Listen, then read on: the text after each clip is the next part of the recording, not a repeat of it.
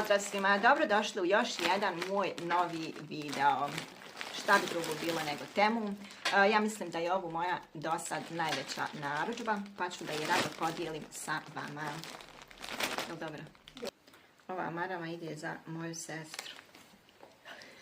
Šutno, mogu ja samo pričati vam sve gledati. Pokazala sam vam maramu. Tako.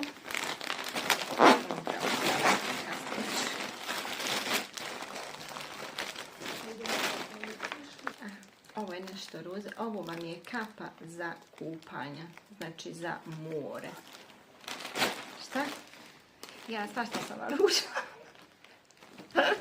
Ovo je ovo divno. Tišina. Hajde, ja ću to iskružba, pričaj ti slobodno. Kako si? Eto, dragi moji, to bi bilo to što se tiče ovog videa. Nadam.